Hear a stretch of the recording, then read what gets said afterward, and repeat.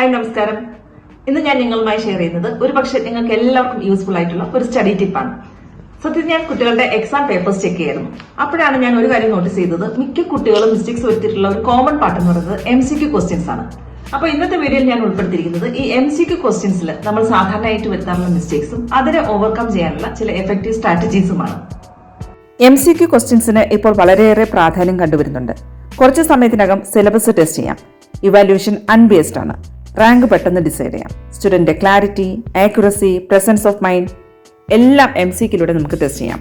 School exam, competition exam, entrance exam, scholarship exam, even government job exam വരെ almost എല്ലായിടത്തും MCQ pattern ആണ് use ചെയ്യുന്നത്. MCQ pattern ക്വസ്റ്റ്യൻസിൽ ചില ആൻസേഴ്സ് ഉറപ്പായിരിക്കും, ചിലത് കൺഫ്യൂഷൻ ആയിരിക്കും, മറ്റു ചിലത് ഒരു ഐഡിയ പോലും ഉണ്ടാകില്ല. स्कूल की सही स्पेलिंग ये होती है, ये गलत होती है, क्योंकि कुछ लोग क्या करते हैं, ये वाला वो है उसे यहाँ लिख देते हैं और ये वाला वो है उसे यहाँ लिख देते हैं. लेकिन आपको ऐसा नहीं करना है. आपको ये वाला वो है वो यहीं रखना है. ഈ വീഡിയോയിൽ കണ്ടതുപോലെയാണ് നമ്മൾ ഏറെക്കുറെ പേരുടെയും അവസ്ഥ, അല്ലേ? ഒറ്റ നോട്ടത്തിൽ എല്ലാ ഓപ്ഷൻസും ഒരുപോലെയാണെന്ന് തോന്നും. ഇങ്ങനെയുള്ള സിറ്റുവേഷൻസിൽ MCQ സ്ട്രാറ്റജി സ്മാർട്ടായിട്ട് എങ്ങനെ നമുക്ക് യൂസ് ചെയ്യാമെന്ന് നോക്കാം. ഇവിടെ ഞാൻ 100% ഉറപ്പ് പറയുന്നില്ല, എങ്കിലും ഏകദേശം 70-80% ഇത് ഹെൽപ്ഫുൾ ആയിരിക്കും. ഞാനിവിടെ 5 മെത്തേഡ്സ് എക്സ്പ്ലെയിൻ ചെയ്യാം. അതിൽ ഫസ്റ്റ് മെത്തേഡാണ് ബെസ്റ്റ് എലിമിനേഷൻ മെത്തേഡ്. ഈ ബെസ്റ്റ് എലിമിനേഷൻ മെത്തേഡിൽ 3 ട്രിക്സ് ഉണ്ട്. അതിൽ ഫസ്റ്റ് ട്രിക്ക് എന്ന് പറയുന്നത് നമ്മൾ സാധാരണ MCQയിൽ ലാസ്റ്റ് കണ്ടുവരുന്ന ഓപ്ഷനാണ് all the above none of the above. ഈ ഓൾ ദ എബോ വരുമ്പോൾ ഓൾമോസ്റ്റ് 90-95% ആൻസർ കറക്റ്റ് ആകാനാണ് സാധ്യത. എന്നാൽ നൺ ഓഫ് ദി എബോ ഓപ്ഷനായിട്ട് വരുമ്പോൾ ആൻസർ 10% കറക്റ്റ് ആകാനേ സാധ്യതയുള്ളൂ.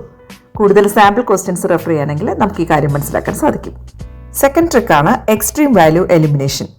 Four example 0, 10, 12, 2001. ഇവിടെ എക്സ്ട്രീം വാല്യൂ ആയിട്ട് നമുക്ക് 0, 2001 കാണാം. അപ്പോൾ മിക്കവാറും ആൻസർ വരുന്നത് 10, 12. 0, 2001 നമുക്ക് എലിമിനേറ്റ് ചെയ്യാവുന്നതാണ്. അതുപോലെ 2, 6, 8, 105.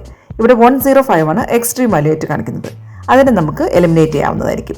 2, 6, 8 മിക്കവാറും ആൻസർ ഉണ്ടാകാൻ സാധ്യത. ഓക്കെ, തേർഡ് ട്രിക്കാണ് സിമിലർ ആൻസർ ട്രാക്ക്. ഇവിടെ ഞാൻ 2 എക്സാമ്പിളിലൂടെ അത് വ്യക്തമാക്കാം. -3, 9, 8, 3. ഇവിടെ -3 3 ആകാം 90% ആൻസർ ഉണ്ടാകാൻ സാധ്യത. 9, 8 നമുക്ക് ഇവിടെ എലിമിനേറ്റ് ചെയ്യാവുന്നതാണ്. അതുപോലെ ലാറ്റിറ്റ്യൂഡ്, ലോങ്കിറ്റ്യൂഡ്, റിവർ മൗണ്ടൻ. ലാറ്റിറ്റ്യൂഡിലോ ലോങ്കിറ്റ്യൂഡിലോ ആയിരിക്കാം ആൻസർ ഉണ്ടാകാൻ സാധ്യത. റിവർ മൗണ്ടൻ നമുക്ക് എലിമിനേറ്റ് ചെയ്യാവുന്നതാണ്.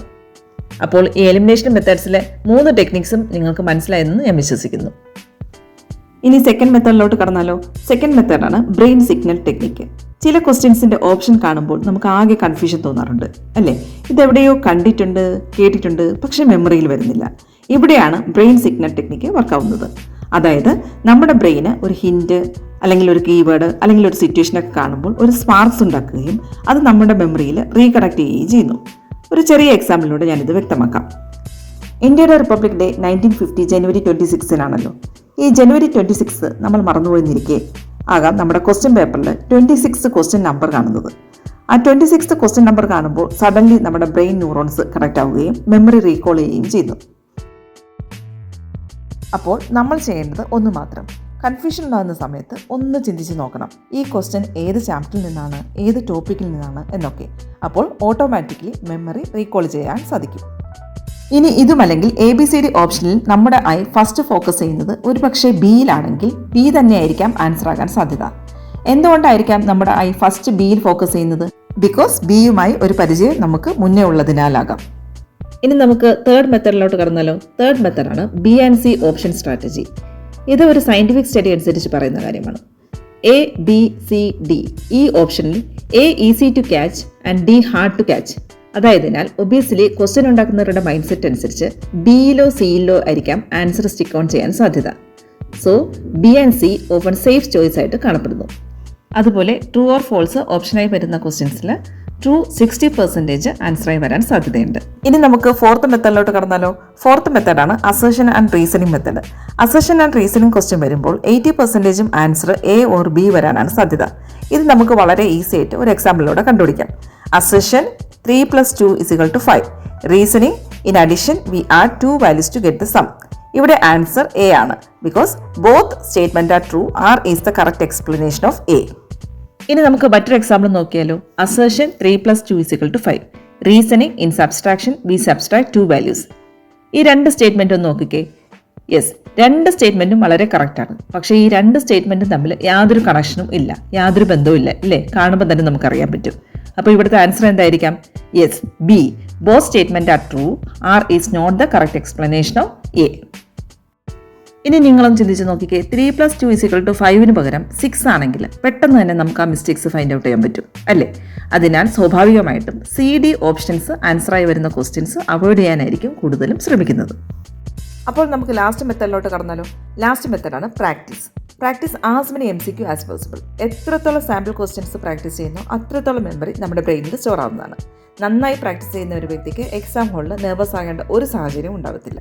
അതിനാൽ നന്നായി വായിക്കുക, പ്രീവിയസ് ക്വസ്റ്റ്യൻസും സാമ്പിൾ ക്വസ്റ്റ്യൻസും നന്നായിട്ട് പ്രാക്ടീസ് ചെയ്യുക. തീർച്ചയായിട്ടും കറക്റ്റ് ആൻസേഴ്സ് ബ്രെയിനിൽ നിന്ന് നമുക്ക് പെട്ടെന്ന് റീകോൾ ചെയ്യാൻ സാധിക്കും. സോ MCQ ക്വസ്റ്റ്യൻസ് നമ്മുടെ ജീവിതത്തിലെ ഒരു ഇമ്പോർട്ടൻറ്റ് പാർട്ടാണ് അല്ലേ? ഇന്ന് വിദ്യാർത്ഥികൾക്ക് മാത്രമല്ല മുതിർന്നവർക്കും പഠനത്തിനുമപ്പുറം ഒരു ജോലിയിൽ പ്രവേശിക്കണമെങ്കിൽ കൂടി പലപ്പോഴും MCQ ക്വസ്റ്റ്യൻസിലൂടെ നമ്മൾ കടന്നു പോകേണ്ടി വരും. That's what I think this video will be useful for you. ഇനി ഈ മെത്തേഡ്സിൽ ഏതെങ്കിലും നിങ്ങൾ യൂസ് ചെയ്തിട്ടുണ്ടെങ്കിലോ അല്ലെങ്കിൽ ഇനി ശ്രമിച്ച് നോക്കാനോ താല്പര്യമുണ്ടെങ്കിൽ യെസ് എന്ന് കമൻറ്റ് ബോക്സിൽ ടൈപ്പ് ചെയ്യുക. നിങ്ങളുടെ ലേണിംഗ് ജേർണി കൂടുതൽ സിമ്പിൾ ആൻഡ് എഫക്റ്റീവ് ആകട്ടെ. അപ്പോൾ ശരി, ഇതുപോലെയുള്ള വീഡിയോസുമായിട്ട് ഞാൻ ഇനിയും വരുന്നതാണ്. Till then, stay tuned. Don't forget to like, share, comment and subscribe my channel. Thank you for watching.